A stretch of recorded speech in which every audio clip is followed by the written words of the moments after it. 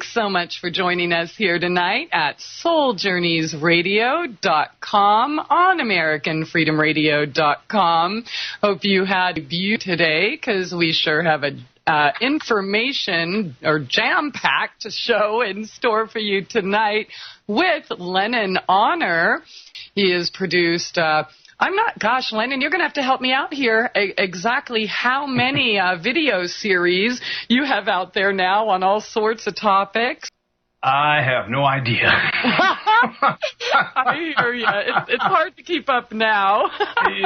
Yes. I've been doing it for quite some time, and I lost track maybe after the first 6 months.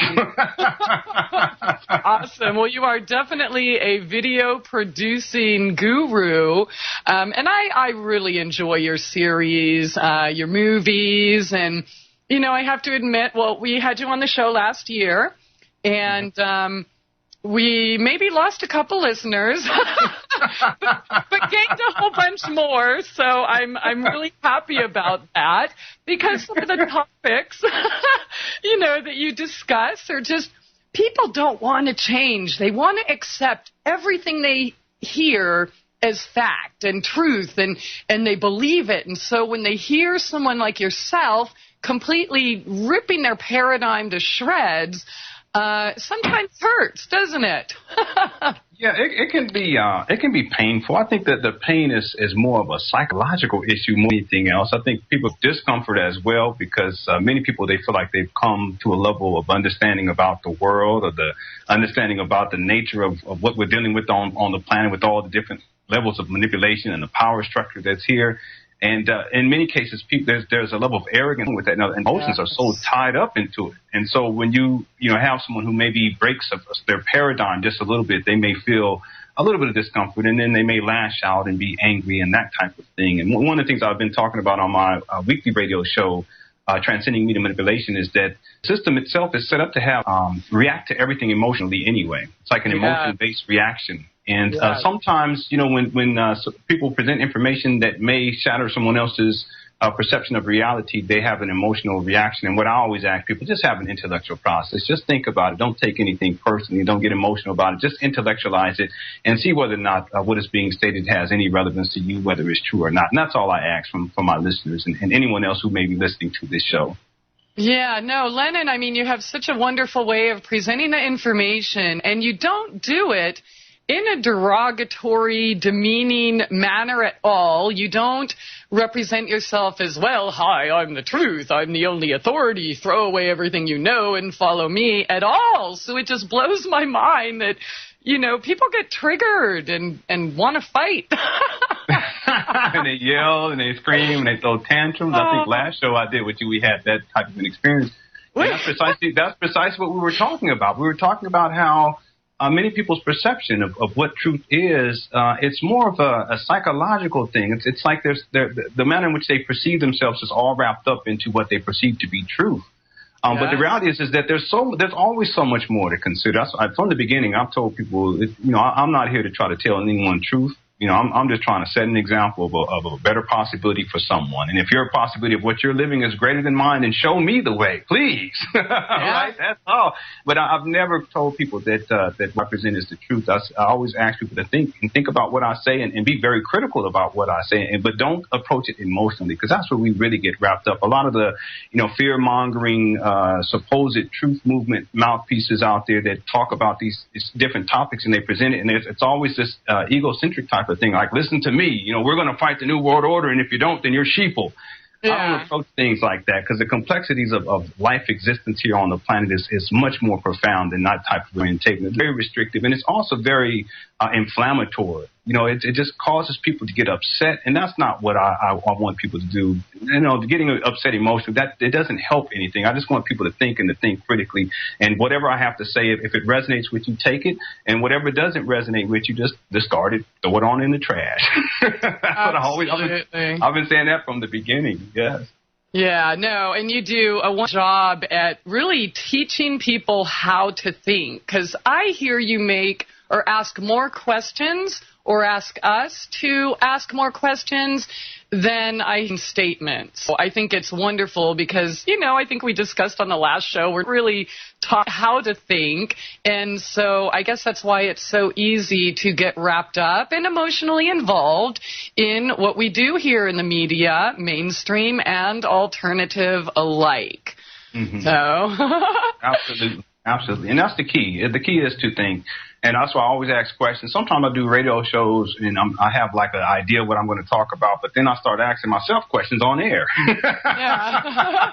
And then I ask other people to join in. Well, what do you think about that? Because I haven't really thought about that, but it just came to mind. The idea is that the more you think about something, the more you can have appropriate discernment as to whether or not it's true. And just because I say something is true or you say something is true or someone else says something is true, it doesn't mean that it's true or that it's relevant. It can also be true but completely irrelevant to the person who's listening, their life, right? So I always encourage, the process of asking questions. And I always ask myself questions about stuff that I talk about, and I always propose questions, as a way of kind of stimulating the thoughts so that people can actually think about what is being shared as opposed to simply accepting it and saying it's truth. And therefore, I've accepted this truth, and now I'm on a whole nother level compared to all the other sheeple. And that whole mentality is something that's really stifled the human species. I've seen it time and time again where we come into a little bit of information and then all of a sudden we think we've arrived. There's so much more to consider, and it's a lifelong process. And when we really understand that dynamic, then there's no way that we can kind of put ourselves on a pedestal and just kind of like walk around acting like, we know everything and everyone else must listen. Like it's a lifelong journey, and that must be respected. Definitely. So I think we talked kind of about 9/11, which kind of triggered a few people last time and their perceptions. So, just buckle up, boys and girls, ladies and gentlemen, because we're going to focus on an issue that I think is very near and dear to many of our hearts, especially in the U.S., and that is the Gulf Coast. And Lenon, I did not see your video about the Gulf Coast until like almost 2 years after you did your first one. Okay. So literally, it wasn't until after I got back from the Gulf Coast myself. I camped everywhere from, well, obviously not every beach because there's billions of them, but everywhere between. Yes, there are. There are. And Florida. So, and those that I didn't camp at, I drove through. I'm kind of an open person, so I talk with and try to make friends with everyone I meet. So I did get to speak with several hundred people, several hundred locals down there. And I came back with basically everything you said in your video, but, like I said, I didn't know that you had already put that information out there. So I'm like, oh, my God, Lenon is a prophet. I knew he was smart. I knew he was amazing, but this is huge. So I would like to talk about that. I remember when I got back from the Gulf and I was bragging about all the delicious fish and stuff I had bought down there and filled up my cooler with, and I decided to cook everyone their souvenir. And, I got a lot of flack. Oh, my gosh, Christie, you can't be eating that. You're going to turn into a zombie and, keel over and die of Corexit poisoning tomorrow or something. Mm-hmm. Okay.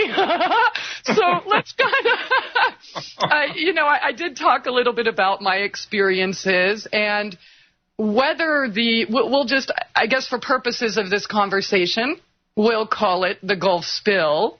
I don't really believe it was a spill or at least an accidental spill. In fact, I'm not even sure it happened at all. So I guess now that I've shocked everyone again, let's kind of get into that and what you were noticing in the media initially right when it happened. What were some of the indicators that something didn't smell right here? Yes, and there were so many. I remember my wife and I, we don't follow mainstream news, and, you know, alternative news, as far as I'm concerned, is no different than mainstream. Most of it is fear-mongering, and it's propaganda, right?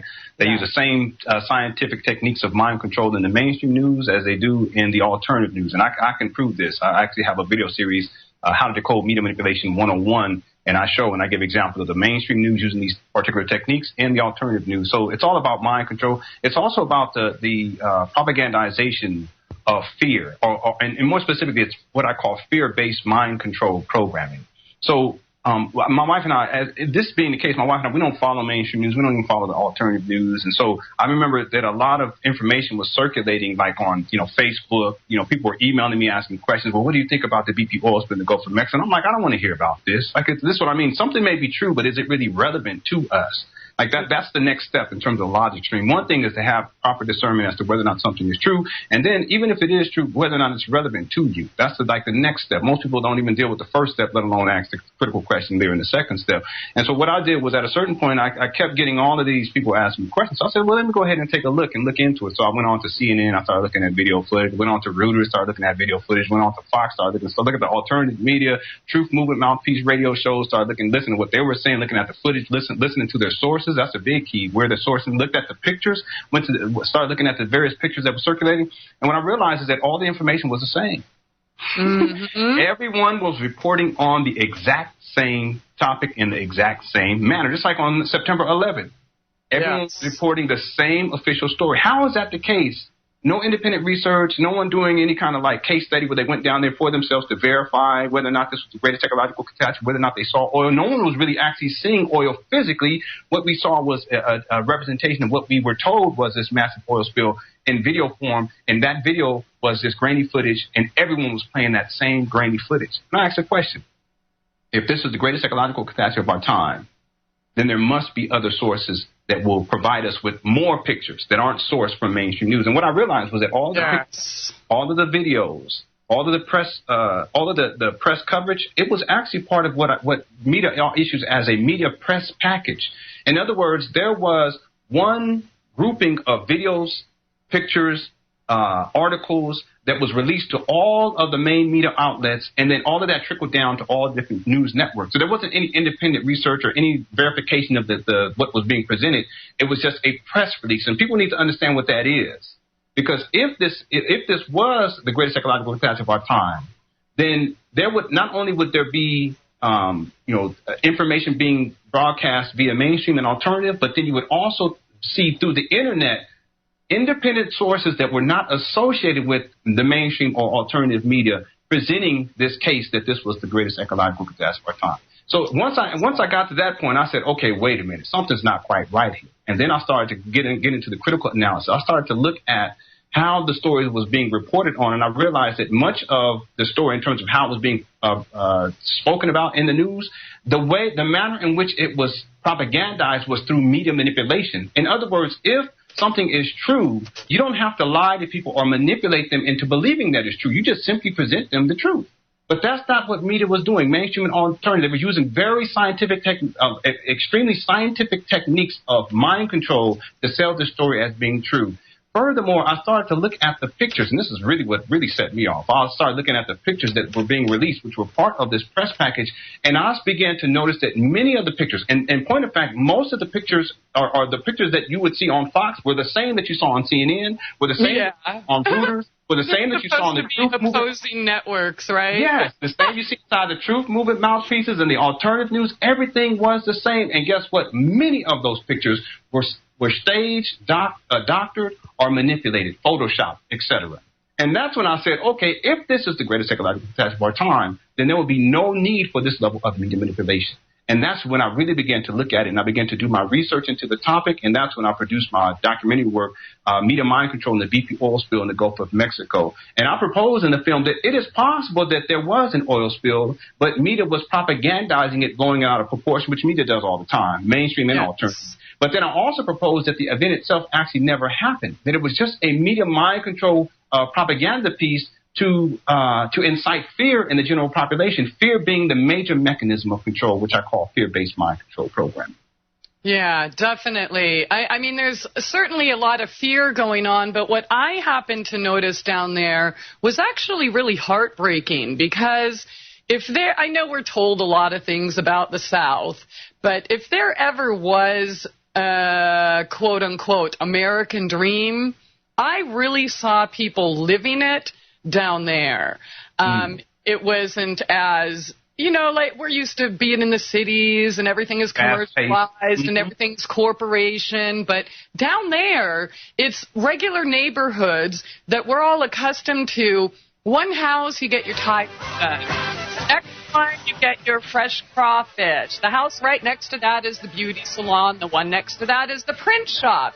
You don't need to drive into town. You get your fresh shrimp. You get everything right there in the neighborhoods, right on the coast. But it's that time, so we'll hold that there. We'll be back after this short break. Stay tuned, everyone. Lenon Honor here on SoulJourneysRadio.com.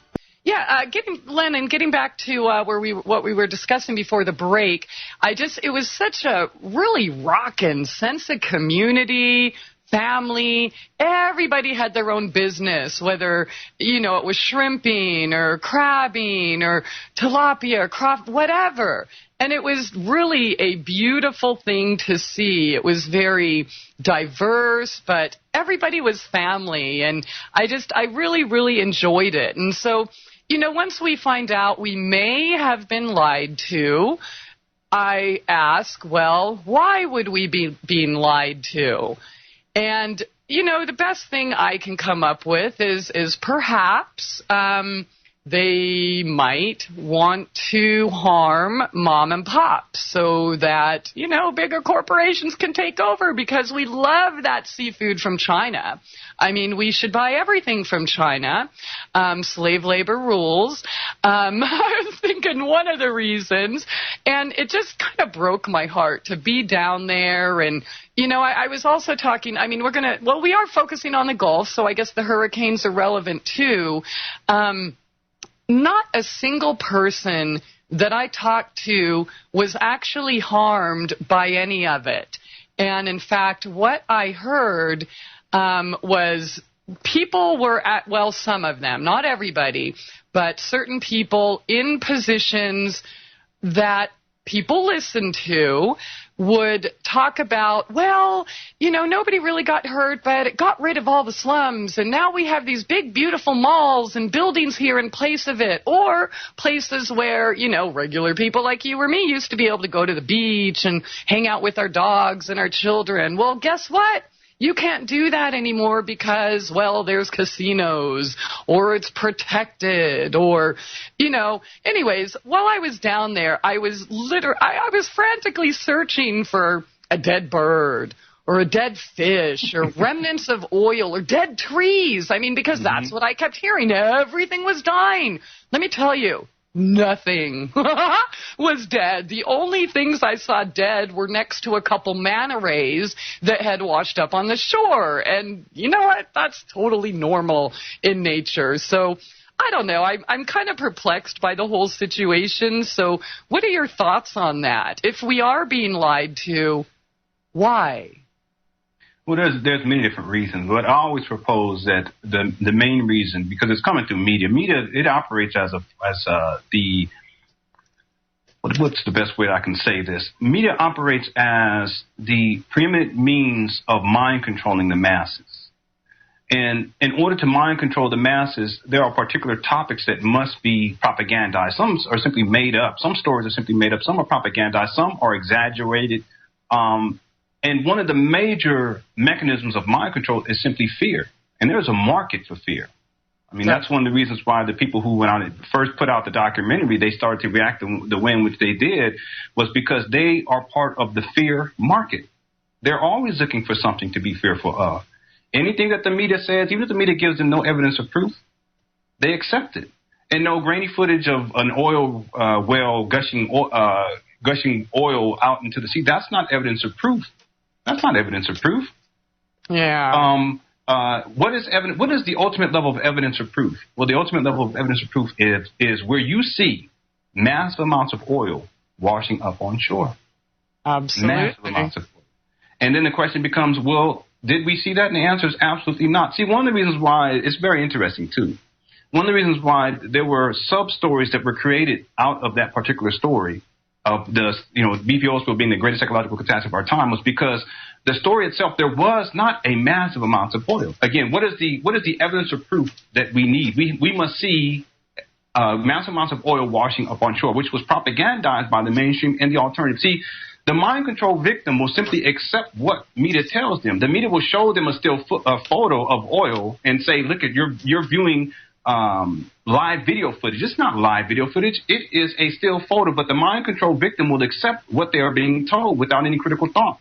The media will say there is a massive amount of oil that is going to be washing up on shore, and millions of people are potentially going to die because a lot of the truth movement mouthpieces were spilling this type of propaganda. They're going to use nukes to seal the oil head. This is like doomsday fear propaganda, fear mongering, and there is a market for that.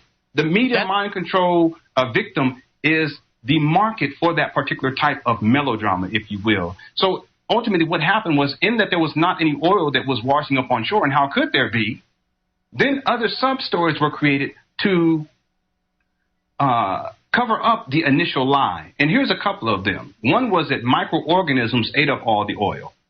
How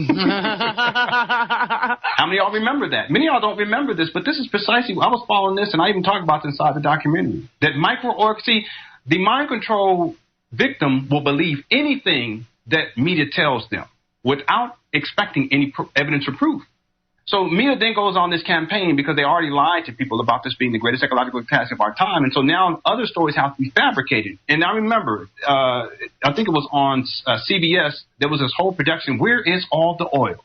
Why would you even have to ask that question if this is the greatest ecological catastrophe of our time? You wouldn't even have to ask that question. See, when people began to realize that oil was not washing up on shore in mass, I'm not talking about tar balls, the same kind of tar balls that you see in San Diego at any time you go down to the beach down there, or to L.A. Y'all think the beaches in Florida were bad or whatever you perceive. You go to the beaches over there on the West Coast, and it's a whole other dynamic. I'm not talking about oil ball or tar balls. I'm talking about mass amounts of oil washing up on shore. In that this was not taking place, media then had to begin to strategize another story. And one of the stories was that microorganisms. Another story was that the oil went down into the depths of the sea. Another story was that the oil came aground on smaller islands and went underground on the islands, and that's why when you go to the islands, you don't see any oil. Fanciful stuff, and people bought into it. Yes, and I camped on some of the islands, and, and this brings me back to what you're talking about, the deception in the photos, is even when they were showing the cleanup crews, absolutely. The sands were white, the water was blue, and the people in their hazmat suits or their white little jumpsuits didn't have a single blemish on them. Yes, and there's video footage of these people in their hazmat suits supposedly picking up all of this oil. And while they're walking, supposedly picking up oil, there's no oil there, but this is what the media tells you what you're seeing. This is mind control. And no gloves. No gloves, nothing, and they're perfectly clean. And right behind them, there's a woman in a bikini who sits right down into the sand. So we're to believe that this woman who has on a bikini is going to sit down into this sand that is contaminated with oil. Somehow? Yeah, it's supposed to be so dangerous, right? Yeah. Millions of people are going to die in the next year. And, of course, nobody has yet, but... And then, of course, another one of the dynamics, and this was the more conspiratorial, and there's a market for conspiracy theories, that Corexit was used. Now, Corexit is infused into the conversation, and now people think that it's some form of population reduction now. This whole population... Now, then... let me just be very clear about this, because all of this is propagandized for particular markets, and if you bought into whatever aspect you bought into, you just represent a particular market. And there was also this market in terms of the conspiracy theorists who believe in this population reduction of so-called black people. So you had people who said, and I remember because when I put out the documentary itself, I got people who are quote unquote black. I don't prescribe to the concept of race, but they would classify themselves as black, and they were upset at me. And they said, "Well, look, I can't believe that you're saying this. You're saying that they're not using Corexit, or that there's not this massive amount of oil spill. This is being done to kill all the black people down there. And that's why Corexit is being used." And I just thought to myself, that's not even intelligent. Because if Corexit is being used, and this is being used as population reduction, does this mean that it's only going to impact black people and not anyone else? Is it only black people who live down there? I don't think so. It's not even intelligent. See, now what happened was people would react emotionally to the propaganda without critical thought. And what I try to tell people, look, take a step back, relax, really think about what is being propagandized. Don't simply react emotionally. Get your mind in order and start looking at the facts. Look at whether or not you've been given any evidence of proof that Corexit was being used, evidence of proof that this was the greatest technological capacity of our time, evidence of proof that massive amounts of people were going to die. Here we are 2.5 years later, and has any of this come to pass, population reduction? Absolutely not. Time always tells the truth. Absolutely. You know, I'm getting a few questions in the chat, and, you know, well, I thought that, I heard the spill has changed the prevailing currents, or I thought, wouldn't it all be washed around and settled on the bottom in nooks and crannies, and hasn't the oil dropped down? And, you know, I just want to ask you, do you want to believe what you hear or what you see? And, you know, I do kind of want to make reference to one of the comments about somebody I was told is a friend of mine who was active in the Gulf issue, who lived nowhere near the Gulf, but went down there supposedly afterwards to help with the cleanup. And I just, you know, once again, let's get back to what you were saying last segment. When disasters happen, people go take photos. That's right. People go take videos. And I'm talking everyday people like you and me. And everyone I'm looking at in the chat has a Facebook page with, hundreds or thousands of pictures, just like myself. Every disaster that I've been near or around, I mean, the tornado happens, what do? You go take pictures of the destructions. The floods happen, you go take pictures of the floods. No regular person uploaded any photos or videos of oil or any of that going on. And, you know, I realized there were a lot of opportunists that wanted to capitalize in some way on that event, whether it was to promote themselves or some other agenda. It's neither here nor there. Some of the people, when I first talked about the Gulf, when I got back, people said, well, Christie, what about this YouTube video? There's a girl with sores on her butt. Okay, well, how is that definitive proof that that came from the Gulf? And if it did, how many millions, tens of millions of people live there? Absolutely. Why is she the only one? That could have been a mosquito bite. It could have been some bacterial or fungal infection that she got. You know, who knows what or where. Maybe she needed to wash herself a little bit more. I mean, there's a lot of different... Not one of these people provided any definitive proof that there was an actual spill at all. And I'm not saying that there wasn't. I'm just saying that we were not told the truth. And anybody can go back and look at their initial media reports and see what Lenon is sharing with us tonight about the photos and the reports, photoshopped photos. There's no definitive proof that any of this happened. Let me ask you this, though. I'll go through some comments in the chat, but one woman is asking, when they showed us pics of the spill spewing out of the leak under the water, was that all crap? That's a good question. And the first I would ask, was it pictures or was it video? For most of us, what we saw was video footage, and it was first. And I talk about this inside the documentary. That's why I want to encourage everyone to take a look at the documentary. One of the media, in terms of the tactics of mind control that is often used, is to limit the viewer's perceptual depth. In other words, limit your ability to discern whether or not what they are telling you is true. So if they show you a picture that is really cropped in really closely of something, and they tell you that this picture was taken in France, but you have no way of knowing that it's taken in France, ultimately you must simply believe in what they say. You don't have any other background image or anything where you can kind of like substantiate their claim. Well, the same thing applies to the BP oil spill in the Gulf of Mexico. So what we saw initially was grainy footage, and then they present this high-definition video footage. And as soon as they present the high-definition video on one news network, all the other ones, again, they're supposed to be competing, right? No.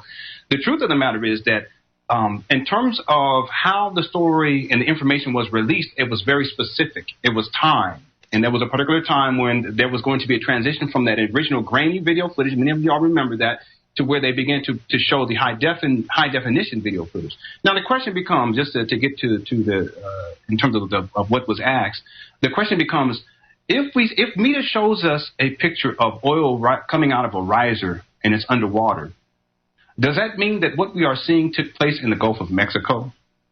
Exactly. Okay, well, hold on. That's not just it. Because, again, the idea is to just start the critical questions. Again, I always want people to ask questions. That's not it. Let's take a little further. And this is part of what I do in my investigation. I like to ask critical questions and continue to ask questions. Never stop at one, right?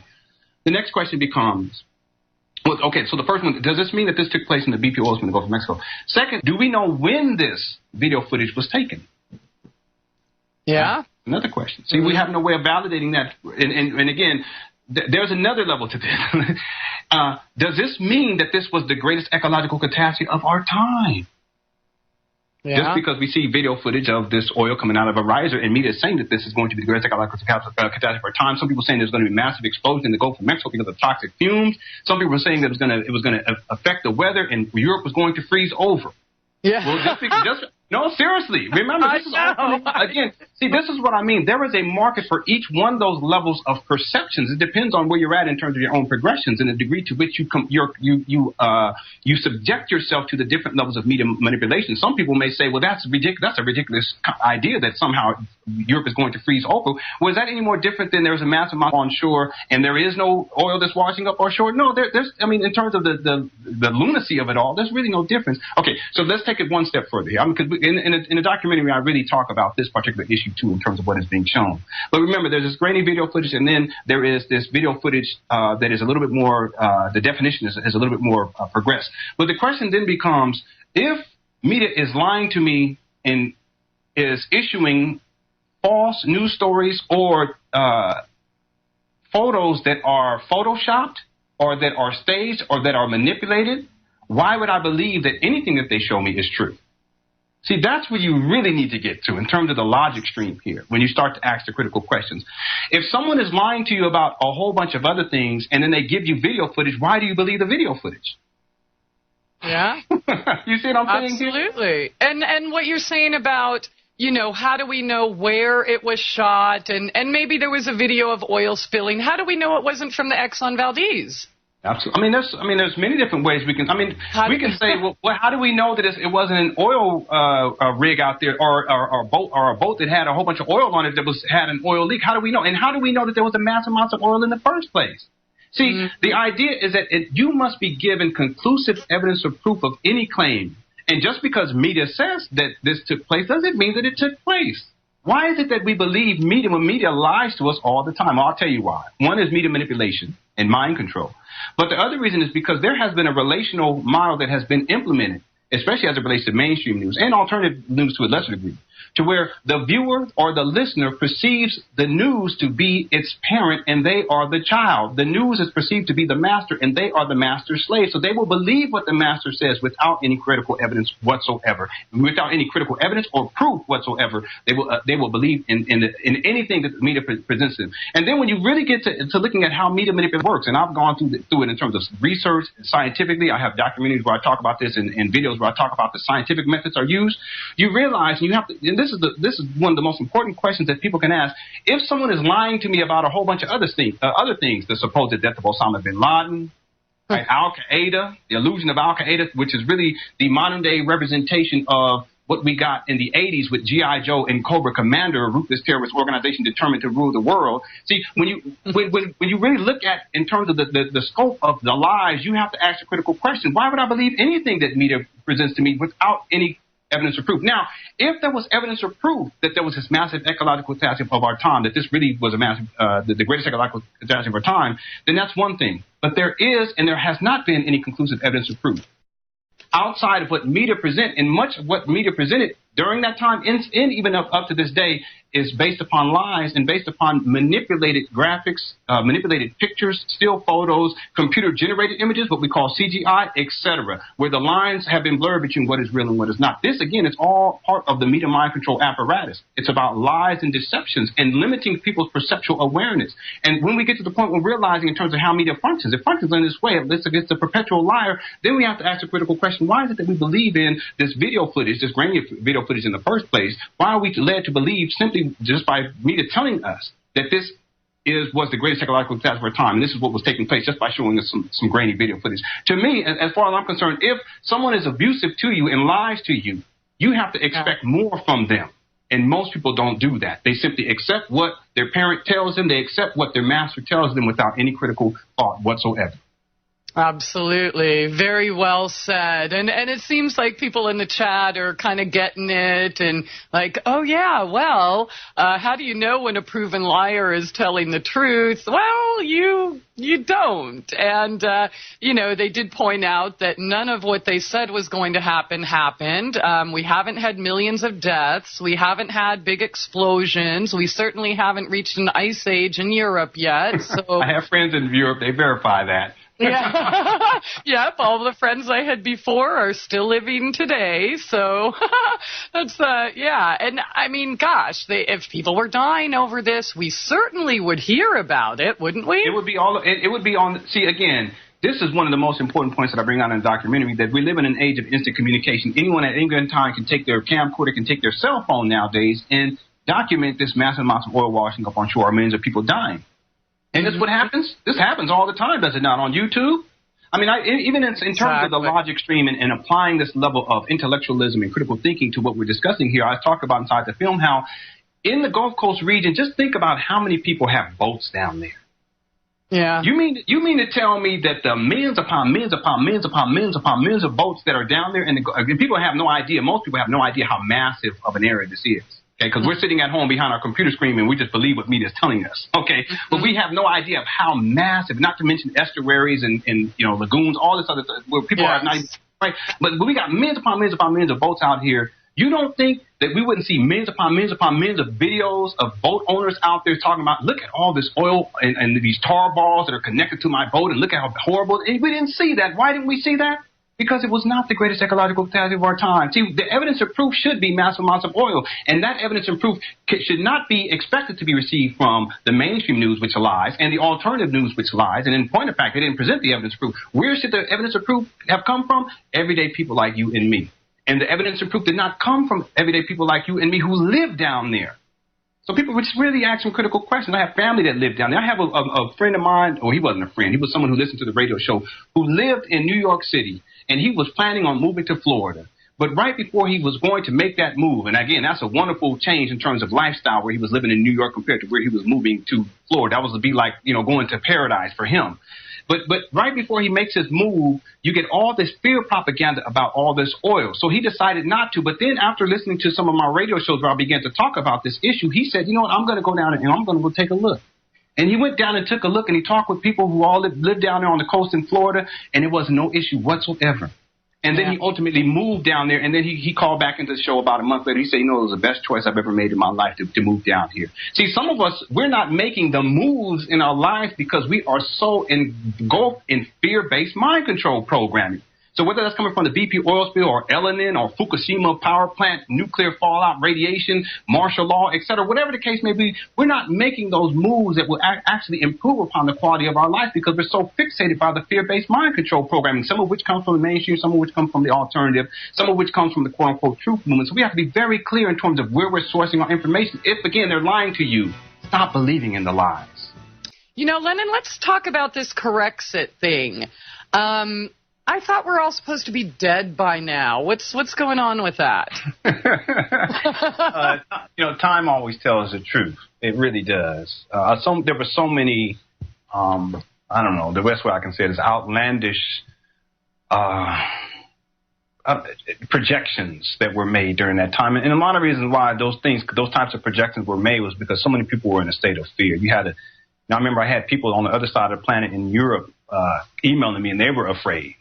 I don't know if they were afraid because Europe was going to freeze over, but they were afraid, because of something that was supposedly happening on the other side of the planet that ultimately had nothing to do with them. Again, this one thing is something true, but the other thing is whether or not it's relevant, right? So whether or not it's true that this is the greatest psychological catastrophe of our time, in terms of my research, and I show this inside the documentary, that's not the case. It was not the greatest psychological catastrophe of time. But even if we accept that as being the case, whether or not it's relevant to someone in Europe who was fearful because they felt like the oil was going to somehow come over to Europe and destroy all life in Europe somehow. This is the environment that was fostered during that time. It was a very emotional, fear-ridden time. And out of that, in terms of the conspiratorial aspect, again, it's all about marketing. I talk about this during my radio shows on Saturdays. There must be a market for particular stories. For instance, there must be a market for zombie apocalypse that must be prepared in advance. Before, in advance of the whole propaganda campaign dealing with zombieism. There must be a market that must be established and nurtured and evolved in advance of that. Well, the same thing applies to stories like Corexit. And there is a conspiratorial kind of orientation that many people have, and they function as a particular demographic in terms of media, and there is programming for those people, too. Everyone gets it, ladies and gentlemen. No one's immune. The so-called cheapo gets it, and the so-called people who are awake gets it.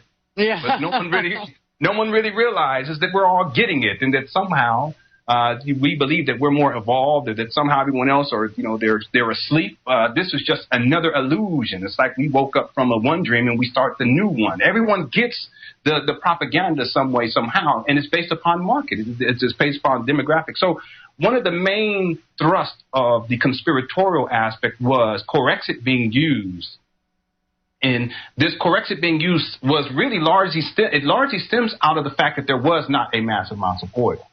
See, one must I want people to understand this, just in terms of the timeline. If they say that there's a massive oil spill in the Gulf of Mexico, and after the first month, you don't see any massive amounts of oil. After the second month, you don't see any massive amounts of oil. Well, now there must be some new program that must be institutionalized within this matrix of propaganda that will legitimize the fact that there's no massive amounts of oil washing up on shore. So then what is created? Corexit comes out as what took place in terms of what was used to eliminate this oil. And then other stories, not just Corexit. See, Corexit really, in terms of its appeal, it appealed to that particular conspiratorial demographic. So some of y'all listening to here, maybe that's the demographic that you were part of. So that's just for you. The Corexit in population reduction, or Corexit being used as this means of like destroying life on planet Earth somehow. This, global bankers, they decided to, or the elite. This is for you. This is the programming for you. But then the eco-friendly people out there, those of you who are into ecology, there was programming for you that somehow there was these microorganisms that ate up all of the oil. Well, the truth of the matter is, do we have evidence or proof that the microorganisms did it, or that the oil went underground, or that the oil came ashore but then went underground once it got on shore? I guess the oil had a shovel and dug itself a hole and went down into the earth somehow, or that Corexit was used. See, ultimately, the propagandization of Corexit was really specific to particular individuals who take a more conspiratorial type of an orientation. And then out of this, you got these types of stories about people getting sick now. Yeah. And people having these rashes and people starting to die. And then every time someone died, therefore, Corexit was at fault. See, this is not intelligent. This is emotion-based reactions. And there is a demographic that needs that. That kind of fuels their day, the conspiracy theory, the doomsday prophecies, the 2012 death and destruction doomsday kind of propaganda stuff. There is a market for that, too. Right? So in terms of Corexit, the idea is, well, let's just think critically here, ladies and gentlemen. Whichever thing you buy into, Corexit was used, a microorganism, or the oil went underground, or it came ashore and then dug itself under the ground somehow. Whatever one you fit into in terms of what you accepted, you still got to get back to that premise. That you never saw massive amounts of oil washing up on shore. For that first month, that second month, and getting into the third month, and then now you get the story of Corexit being used. You see, in essence, you have to have the first projection must be proven first before you get to the next. Again, this is a logic stream. This is to say that you must have evidence or proof that there is a massive amount of oil out there in the Gulf of Mexico prior to you getting to the point where you consider that Corexit was used, or that microorganism ate it up, or that all the oil went down into the ocean. And some people would say, well, that's why we didn't see oil, because Corexit was used. That's not logical, because that's going backwards. You're taking the excuse that is used 2 months after the story is not validated. You take that excuse, and then you use that excuse to validate the initial claim. That's not intelligent. That's not intelligent at all. Yeah, absolutely. And it actually, we can take it one step further.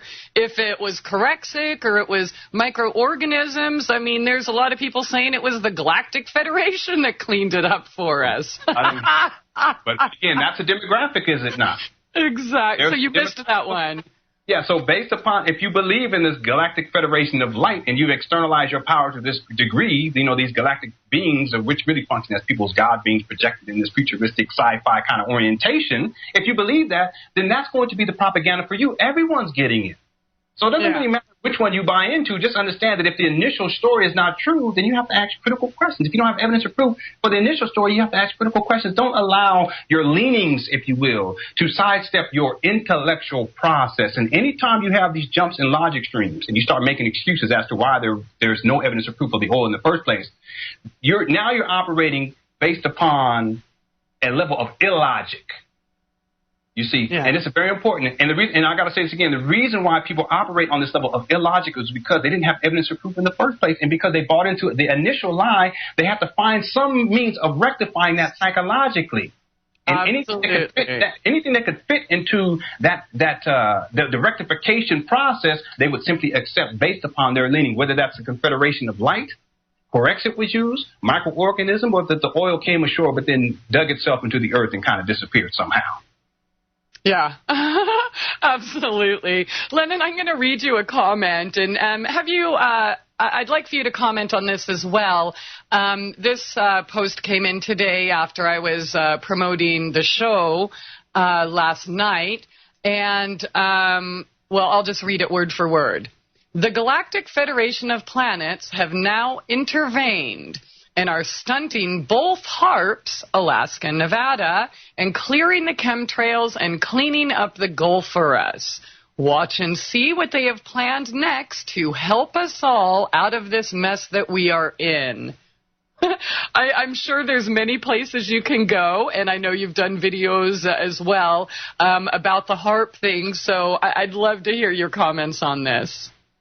Again, evidence of proof. Okay, first of all, people need to stop externalizing power. Okay, because it doesn't serve the human species to think that there's some kind of like godlike beings out there that's going to save you from doing stupid stuff. They're going to do it for us. Okay? In the absence of personal responsibility amongst the human species, there always must be the externalization of power. Okay? And I'm tired of this because we're not going to rectify the situation on planet Earth if we have that orientation.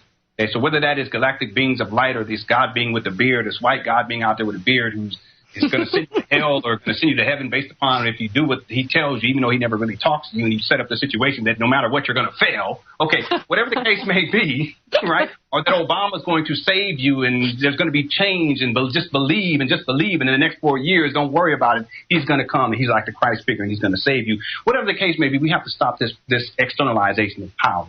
Okay, but let me say this, because ultimately, and this is what I want people to understand, is that you must demand evidence or proof. Okay, just because someone sends you an email, just because someone does a documentary, just because someone does a radio show, just don't believe, myself included, just don't believe anything I have to say. It doesn't really matter to me whether or not I just want you to think. You get upset at me, you can send me hateful email, but just, did you think? Yes. Okay. Well, that's fine then. Okay. That's all I ask. Okay. I'm not emotionally wrapped up in this to where I feel like, okay, I have to defend it. It's not. It's really not that serious. Okay. It's really not. I got 5 babies in here and a wife to take care of. It's not that serious to me. But we must demand evidence or proof to any claim. And if there's not any evidence or proof, we have to ask critical questions. So let me just real quickly. You mentioned HAARP, chemtrails, and BP oil spill. We've already addressed BP oil spill. There was never really any evidence or proof that it was the greatest ecological catastrophe of our time. There was never really any evidence or proof that there was mass amounts of oil. Okay, that is clear to us. We have 2 years of evidence or proof that shows in terms of, or we have 2 years of a lack of evidence or proof that would have proved that there was the greatest ecological catastrophe of our time. Yes. Now, chemtrails, on the other hand, we see evidence or proof. I've seen this myself. I've seen it with my own eyes. Okay? Yeah. See, this is a different dynamic. If someone says that chemtrails are being sprayed, but I never seen them, I can't simply accept that truth, based because someone says so. Now, if they take video footage and it's uploaded onto the World Wide Web in mass, then I say, oh, wait a minute, there's people all over the world who's showing this. Yeah. And they use their camcorder, they use their cell phone, they're uploading on, and they're everyday people like me or you. Okay, well, maybe this is theirs. And then I see it, then I can say, okay, there's evidence proof. Can we say that about the BB oil spill in Gulf of Mexico? Absolutely not. Exactly. And then finally, HAARP, ladies and gentlemen, get up off of HAARP. You don't have evidence or proof whatsoever. It's ridiculous. It is so ridiculous. Anytime there is a hurricane or a major hurricane, people start talking about HAARP. But when there's no hurricane, people are quiet about it. Yeah. Anytime a major earthquake, all of a sudden it's HAARP. But when there is no major earthquake, then people stop talking about HAARP. So what we're saying here then, if we're going to look at this logic, is that HAARP goes on vacation from time to time. Yeah, no, I just thought earthquakes and tsunamis, tornadoes, hurricanes, etc. were a relatively new phenomena. But again, what we were saying earlier, if you are part of a demographic where you kind of lean towards a conspiratorial aspect, then you're going to accept this concept of HAARP without any evidence or proof. And what does that mean? When you accept something without any evidence or proof, you're operating under mind control.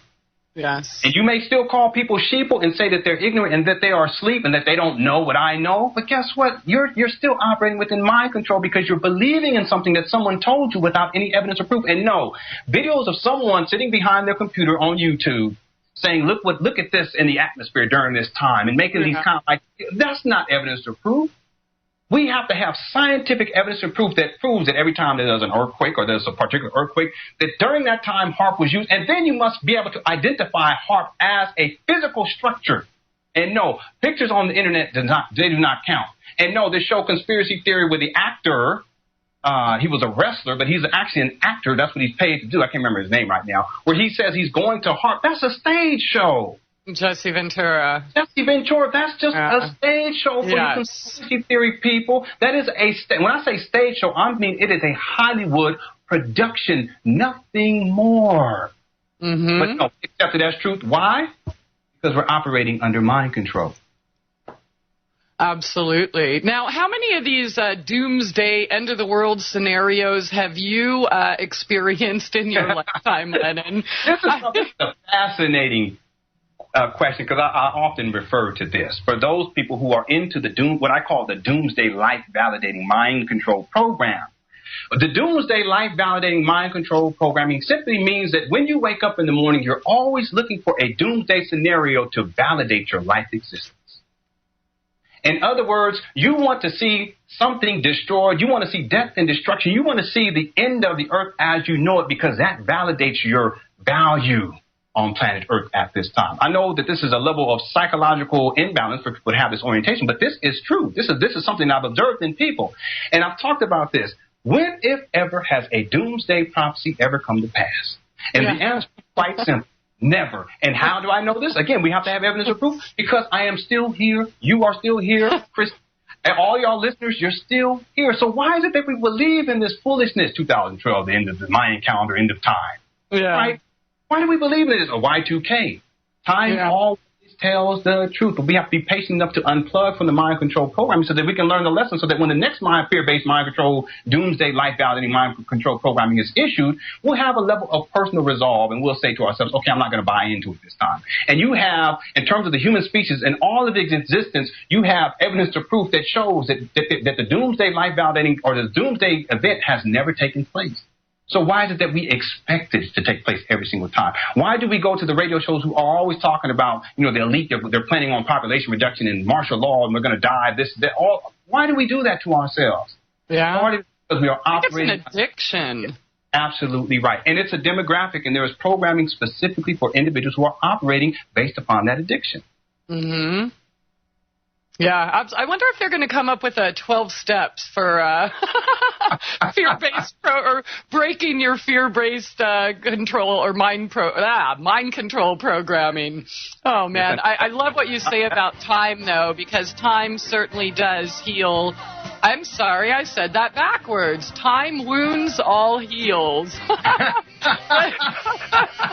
So it's that time. Let's come back. I see a couple comments in the chat, and we will address them after this short break. Stay tuned, everyone. Lenon Honor here on SoulJourneysRadio.com. In a few minutes here, I'm probably going to want to talk about a few other topics that have been in the news lately, where we might be being misled. But first, Lenon, I'd like for you to address a question in the chat. It reads, so the fishermen don't need to be suing BP. Are they doing okay on their own? Or maybe they're still having problems due to the lack of tourism after the hype. Or maybe it's gotten better after the ads they've put out telling us to vacation there. What are your thoughts on that?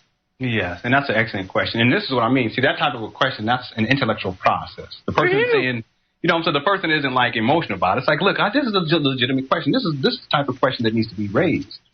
I give an example in my film, Media Mind Control and the BP oil spill in the Gulf of Mexico. And I'll say it here. Let's say you have a community pool. So wherever you're at, down the street, you have a community pool. And let's call this community pool the Gulf Coast Community Pool. And you usually go down there. Sometimes you go down there. If you have children, you take your children down there and you go. And the guy there that kind of runs the facility, his name is Bob. You know, hey, how's it going, Bob? Oh, everything's fine. How's the pool? Everything is good. Come on in and have a good time. So you're in there, you're playing in the pool. Everything is going well. And you've been doing this for months, maybe for years. Maybe you've developed a friendship with Bob. Your children look forward to going down to the Gulf Coast pool. But then one day you're sitting at home in media and you're watching the news and media says there was a massive sewage spill in the community Gulf Coast pool. And be careful. Do not go down there. It is a life-threatening event. It is the greatest ecological disaster of our time. Europe may even freeze over because of it. Yeah, and it's going to start traveling north up the Mississippi, so the whole West needs to watch out. Yeah, so be careful. There may be a massive explosion, and Barack Obama may have to use nukes to seal this. Okay, because this is a lot of the propaganda that we were given, especially from the quote-unquote truth movement mouthpiece. Yeah. So what you do, instead of taking an intellectual approach and driving down there to go see for yourself, what do? Well, what did many people do? They got fearful. They had an emotion-based reaction, and they just stopped going down there altogether. Why? Because their master told them that there was the greatest ecological catastrophe that just took place down at the pool, right down the street, that you have been going down there. And everyone that worked down at the pool, the person that would fold or who would set out the tables and chairs, the people who would bring the towels and the people who would clean the pool, they're out of a job now because no one's coming down there because everyone just took what media told them at face value without doing what? Getting in their car, getting off their butt, getting in their car, doing a little research and finding out whether or not what they were being told was true. Didn't go down to ask Bob, didn't call down to ask Aunt Thelma what was going on, who lived down there. Thelma, have you seen any oil washing up on shore? No, baby, I ain't seen no oil down here. I've been living down there my whole life. I ain't seen no oil wash. We didn't do none of that. Because Master said there was an oil spill or a sewage spill in the pool, and we accepted it at face value without asking any critical questions. Yeah. Okay? We sure did. All of the people, in terms of as a business that were down, that worked at the Gulf Coast pool, they suffered as a result. So should they still sue the people who caused this sewage spill? Yeah, if they want to. But what really needs to be done is people need to stop believing in media manipulation and the lies that media tells in the first place. Because if people would have got in their car, drove down there and said, hey, Bob, I heard about the oil or I heard about the sewage spill in your pool, Bob would have looked at you like you was crazy and said, what are you talking about? Yeah. Come look. And you come, you open up the gate, you look, and this pool is perfectly fine. The fish is perfectly fine. If you eat fish, eat to your stomach's delight. Yeah. But no, if you wanted to move down there, like the brother who lived in New York City, come on down and move on down. Don't believe the hype. Don't believe in the media manipulation. Do what's right for your life. Do what's right. Do your research. Get up and come see for yourself. People didn't do that. Well, the same thing applies to what this person is talking about. And I'll talk about this inside of the film. So I want to encourage people, make sure you take the time to look at the film. I consider it to be one of my important works. And again, I take an intellectual approach. I dissect things, and I take us through an intellectual process. I don't ask you to believe in anything. I just outline to you the different techniques that were used by media in order to sell this event as the greatest ecological catastrophe of our time. And it was based on lies. Yeah, absolutely. And I do want to make an admission here. I fell for it, at least somewhat. I remember when this initially happened, because I like fish, and I would go to the store and try to find, something that wasn't bought in the Gulf, caught in the Gulf. I saw if it was caught in the Gulf, I would put it down. Mm-hmm. So I totally fell for it. And when I was planning my vacation that ended up being completely unplanned this year, what I mean is it took me like 2 months. I was thinking, where should I go? I just felt like doing something. And I was a little bit leery, honestly. I mean, of course, that curiosity was there. Well, if it is, I'll have a lot of awesome pictures showing the destruction and damage, right? Mm-hmm. And there was none of that. So I just want to say, I will never eat fish that was not caught by a mom and pop farmer in the Gulf. So I mean, once again, seeing is believing. And so I was down there. I spent a month down there. And I'm very proud of the people that are down there that stuck it out. And, yeah, I totally salute you. So let's... I'd like to talk about some other things going on in the media, if you don't mind, Lenon. Sure. This zombie apocalypse we keep hearing about for those who pay attention to media. Yes, and again, that is a there is a demographic for zombie-esque types of stories that has been prepared for decades through movies, video games, other media propaganda, and it all operates cyclically. I talk about this in terms of media manipulation. It always runs in cycles. This is something people have to be very clear about. This to say that next year around this time, you're going to hear more stories about zombies. Around September 11th this year, you'll hear stories about bombs, plane bombs, Al-Qaeda. Osama bin Laden will resurface somehow, perhaps as a zombie, right? But you hear these stories that have a resonance with that major event, September 11, 2001. This is done every single year. It's what I call the fear-based mind control reinstallation programming. Well, the same thing with this zombie. The CDC last year around this time, they released this post on one of their websites where they were talking about how to prepare for a zombie apocalypse. This really set the stage for this whole zombie apocalypse propaganda campaign that is being issued, wherein you see the blurring of the lines between what is real and what is not. Again, the idea is to have an accurate level of discernment as to whether or not a story is true or whether or not two separate stories really have relevance to each other. So, for instance, the event that took place in Florida where they called it a zombie cannibal who ate off the face of the other guy, we have to ask the question, was that individual a zombie? Yeah. Okay, this is what I mean. Critical questions, ladies and gentlemen. See, this is media manipulation. Okay. Mm-hmm. Was that person a zombie? The answer is no. A zombie is someone who is dead but is walking around. So was that person who bit the guy's face, was he someone who was dead but was walking around? The answer is no. Okay, that's fairy tale, fanciful stuff. That's boogeyman, right? That's comic book stuff. The zombie apocalypse. This is video game stuff. This is movies. The blurring of the line between what is real and what is not. Again, people have been prepared for this in advance. Okay, so you have zombie, and then you have cannibalism. Was the individual a cannibal? Because he bit somebody, does that mean that he was trying to eat the person? No, not necessarily. People bite people all the time. But why did that media infuse cannibalism and zombie into the story? Because people had already prepared a year prior to accept these types of story of zombie apocalypse. So then you get a slew of stories that have a resonance with zombieism and cannibalism, and media reports on them as a mass campaign for a zombie apocalypse propaganda. And now you have people who are fearful, just like they were fearful about the BP oil spill in the Gulf of Mexico, fearful of a zombie attack. Now they have zombie prep guides and zombie websites where you can go to get your foodstuffs and get your hatchets so that you can fight against and survival guides. Yes, ladies and gentlemen. They are selling zombie survival guides now. Recently, someone sent me a link, and now they have a 5K race, a 5K zombie race. They set up this race in different cities. You come, and you get ready to run the 5K race, and while you're running, zombies are chasing after you.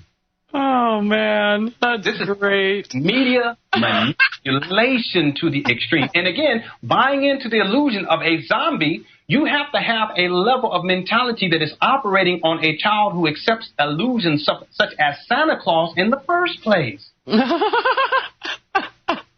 we can even just start there. Is there any evidence or proof of zombies walking around? No. Is there any evidence or proof of people actually, any of the stories they were reporting on talking about these cannibals? Is there any evidence or proof that these people actually sat down before they went and bit this person, that they said to themselves, I'm going to bite them to eat them? Because that's what cannibalism is. Children bite children all the time. Does that mean that they're cannibals? No. Yeah. People get into fights and they bite people and they may bite off a piece of their flesh. I mean, this stuff happens. Does that mean that they're a cannibal? No. So then why was the cannibal thing infused? And I'm going to tell you all why right now. And again, I don't prescribe to the notion of racism, or racial superiority, or racial inferiority. Any of y'all who abide to those concepts, you're in a state of mind control. It's called race-based mind control programming. Media has propaganda for you, and it comes in the form of zombieism. Yeah. Let me explain why real quickly here. The concept of the zombie often manifests out of a level of mutation. This mutation happens on a genetic level. So now you're dealing with what? Genetics. See, this whole zombie thing, in essence, when we look at it in terms of the Hollywood depiction of the zombie, it's always about a mutation of genetics. Anytime you're dealing with genetics, especially in the United States of America, you're dealing with the concept of race. This is what I mean by we have to have a logic stream. Understand that this is in the aftermath of Coney 2012 and the Trayvon Martin media blitz, which was a race-based mind control media blitz to divide humanity based upon these racial prescriptions that we have. I'm black, I'm white, I'm Latino, I'm Asian, whatever. Foolishness. See, this is all sequential. It's not happening in a vacuum, ladies and gentlemen. But if you're reacting emotionally, you're not going to get this. You're simply going to fall in line with the media propaganda, the race-based mind control programming. Zombie comes out of this notion of mutation, genetic mutations. Anytime you're dealing with genetics, you're dealing with the concept of race. What media did, therefore, was to take the concept of genetics, which applies to race, and infuse cannibalism into that race. Anytime you're dealing with cannibalism, historically speaking, you're dealing with this concept of the African savage. Therefore, the race, in terms of this zombie apocalypse, what's the race? It's a cannibalistic race. Therefore, it is the descendants of African savages. People need to understand this. Therefore, out of this concept of African savagery, the African cannibal, you have ultimately black male zombie cannibal. And that's precisely why that initial story in Florida was infused with the verbiage of zombieism and cannibalism, even though it had no legitimate scientific connection to the story itself. Yeah. And again, understand this. This is taking place in the aftermath of the Coney 2012 propaganda, which was a race-based mind control program, and then the Trayvon Martin media blitz, which was also another race-based mind control program, having black people acting like fools out here buying Skittles and iced teas and dressing their children in hoodies and marching. This is all fueling this concept of the black zombie apocalypse. And now what does media do? Once media realize in terms of how deep this program is, now they begin to infuse the zombie concept into other quote-unquote races. Because now they realize that the market is so strong for this foolishness. And a lot of people bought into this foolishness. Why? Because of their race-based mind control programming, more so than anything else. People need to understand this, seriously understand this. Yeah, absolutely. And, you know, I know that zombie is a term used, once again, in the truther movement to classify anyone that doesn't believe exactly what they think they believe because somebody told them to believe it. So, and it almost seems like they're leading up to something. And, you know, I know they're talking about bath salts and this and that, whether people are doing that. We really don't know. I mean, how do we really know with what they're showing us? And I remember when the first video came out where they had the two, you know, all we could see were legs of two probably men underneath the bridge on the freeway. And, you know, we were told that what was happening with those two men, probably sleeping, but who knows? They were lifeless and not doing anything at all until the cops came and shot one of them. But we didn't really see that either. But that was the only sign of struggle that we had seen. So we were supposed to believe that the police had to shoot them because one guy was supposedly eating another guy's face off. Where did we see that? Nowhere. Just like we didn't see any mass. Taking a nap. Yeah, just like we didn't see any mass amounts of oil washing up on shore either. And you all know that police cars, they have cameras mounted. And you would think that at least one of those police cars would have actually been able to see what was actually taking place. Exactly. And if you know that if there's a camera that's over that highway where they showed the main picture, that you must believe, you must understand that there are also other cameras that would have shown clearly what was taking place. But that's not the stuff that's being released to people. Yeah, we see the one from far away from this reference that we can never, we'll never know, but it looked to me like two people lying down taking a nap, you know? And, see, and that's deep because you say we will never know, and yet look at how much foolishness has come out of this in terms of behavior modification. Look how much we got. I mean, people are buying their zombie apocalypse foodstuffs, you know, getting their water filtration systems, etc. This is media mind control to the extreme. Absolutely. I remember there was one guy on radio. I can't remember his name, but it was about a year ago, like warning us of this zombie apocalypse. And maybe you remember who that is, but it doesn't even matter who did it. It just looks like, it just shows that maybe they were leading up to something. So we'll talk about that when we get back. And so many questions, so little time. We'll just try to tackle this quickly. But yeah, I did find the shows that were last year, I guess September 3rd, on Coast to Coast with some Harvard professor dude of psychiatry who put out this book warning us about this zombie apocalypse. And then, of course, now there's supposedly zombies and cannibals all over. So it'll be interesting to see where it takes us. And I don't know if I just want to read this one comment. One of the chatters says there's a prophecy in the Bible about the dead rising from the grave and walking the earth, might be in Revelations, in regards to the zombies. And we might have done this show already, but I'll just say this. Who owns the copyright? And what if it's just a script? So when I see a zombie in my backyard, maybe I'll believe it. Until then, I just don't see any evidence that anyone is any more zombified than we already are due to our programming. Absolutely. Absolutely. And please don't use the Bible to justify foolishness. Yeah.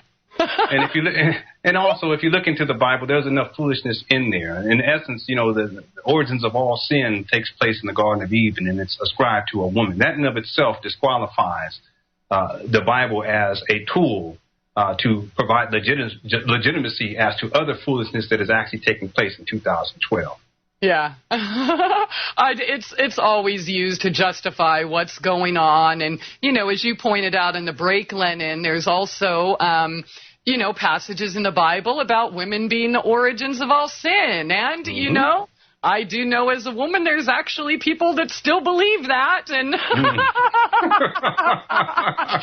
she's trying to trick us to suck our energy. She's a succubus. Okay, well, once again, your beliefs are your beliefs, and you're certainly welcome to them, but it certainly doesn't make it fact. So, Lenon, is there anything else you want to share in regards to this zombie apocalypse we're facing? Well, I would say people don't worry too much. I really don't take things too seriously. And my whole approach is not to get caught up in the story and what took place and, whether or not there's going to be I'm more interested in the level of psychological warfare that is being enacted and the degrees of programming that is being enacted because of these types of stories. I'm more interested in the behavior modification that takes place because of the programming. I'm more interested in the masses' reaction, because ultimately you can just simply, instead of even looking at the stories, you can look at the masses' reactions to any given story. You don't necessarily have to research the story itself, and you can get a pretty clear idea of what that story is about and what's the underlying programming. So the whole zombie thing, this is basically, essentially, it's race-based mind control programming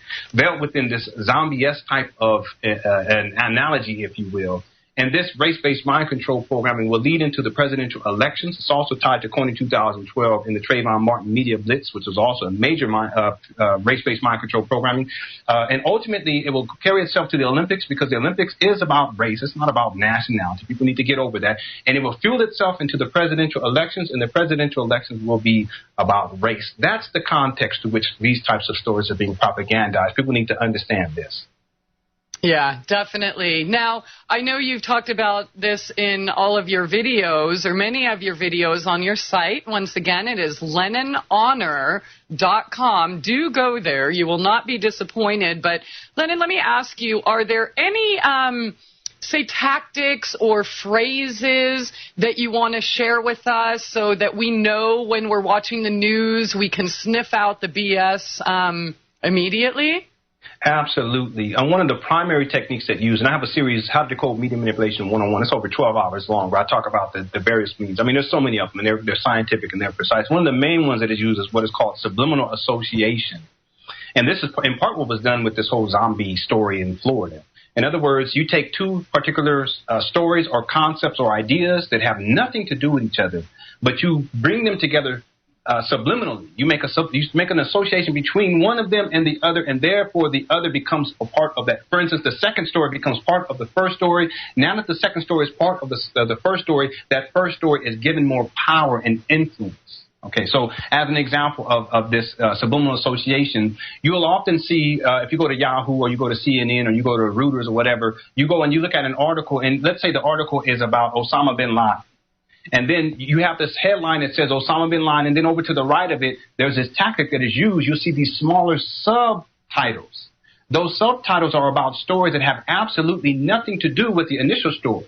But because they're placed on the page, people pick up on it subconsciously, and therefore there's a subconscious and a subliminal association made between the initial story and those other stories that are set there on the side. And we're just talking about the headlines. So in those headlines, you may see something like the new terror threat. Well, does that have anything to do with Osama bin Laden? Osama bin Laden is dead. Or cyber terror. Does Osama bin Laden have anything to do with cyber terror? Absolutely not. Right. So this is one of the tactics, subliminal association. Another one is media saturation. Anytime you see a story and it saturates the media, you need to ask critical questions. Like, for instance, the BP oil spill in the Gulf of Mexico. Or, for instance, the whole Trayvon Martin media blitz. Anytime you see media saturation, you need to ask some critical questions. I mean, there's so many other ones. I break down so many of them. They have this down to a science.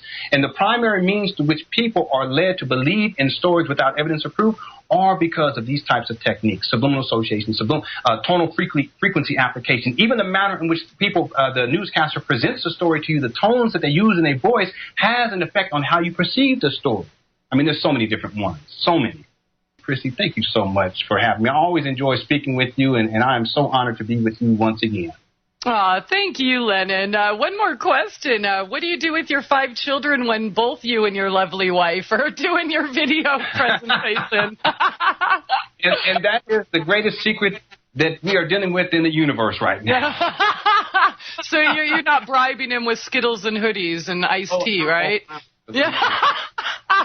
But I know of parents that probably would do something like that. No, they're part of the show. Our children, they're fully incorporated into our life and into our lifestyle. So they may run around and make noise. We just kind of roll with it, and that's part of what we do. I mean, it's important that people see an example of a positive family. It's important that people not only deal with the media manipulation, but also recognize that part of us getting out of the media manipulation also deals with us being able to realize positive relationships. And that doesn't necessarily mean just, it's just positive relationships all the way around. Yeah, absolutely. I just want to thank you and your wife again. I mean, you and your family are a fine example, and I just appreciate her working with you and getting that information out there about positive relationships. In fact, that might be a topic for the show in the future. You're doing a wonderful job, fine work, and I very much appreciate you, Lenon. And the rest of the Honor family, thank you again for joining us tonight. That's LenonHonor.com, and thank you all for joining us here tonight. Abundant blessings and love to you all. We will see you tomorrow night.